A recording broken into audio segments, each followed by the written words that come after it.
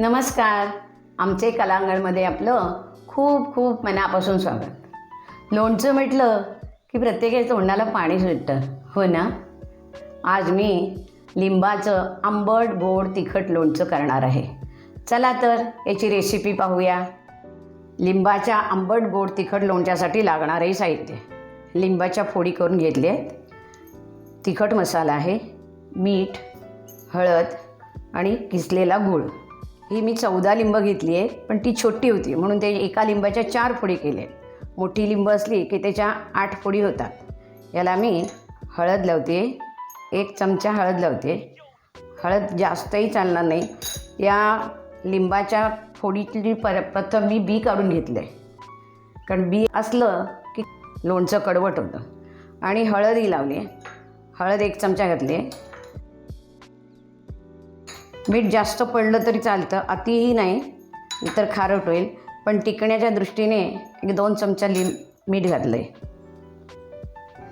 आता हे मी मिक्स करते आणि डब्यात भरून डबा कुकरला लावायचा.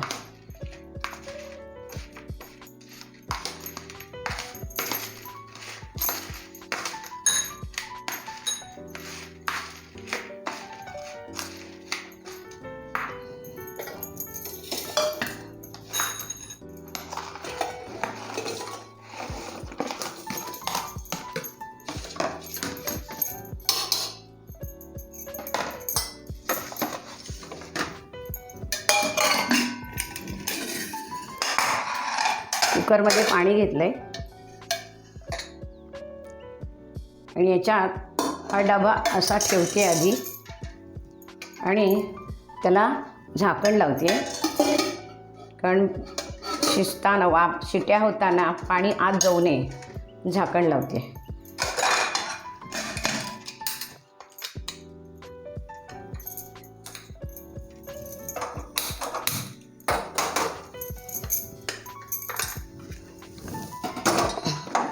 याच्या 7 ते 8 शिट्या घेऊन वाफवायच्या. डबा कुकरमधून काढलेला आहे, थंड झालेले आहेत. ह्या फोडीही थंड झालेल्या आहेत. हे बघा, चांगलं शिजलेलं आहे हे. आता मी पॅनमध्ये गूळ ठेवते. पॅन गरम व्हायला ठेवलं आहे आणि गूळ विरघळण्यासाठी फक्त जरा पाणी घालायचं आहे आणि ढवळत राहायचं.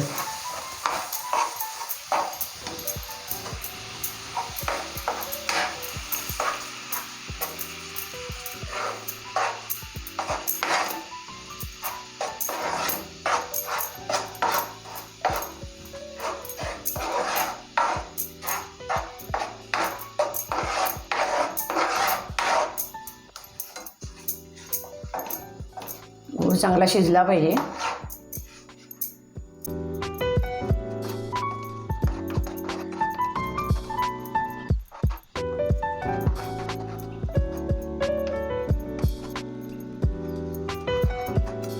लाल मसाला टाकते.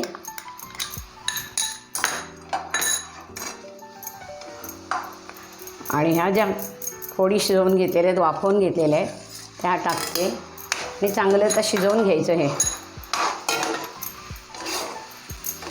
बघा, कलर छान आलेला आहे आता.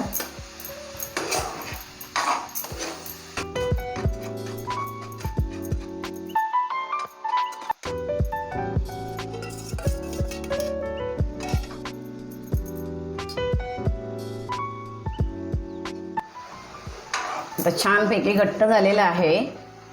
अति घट्टही होता नाही, कारण ते मुरायला पाहिजे ना.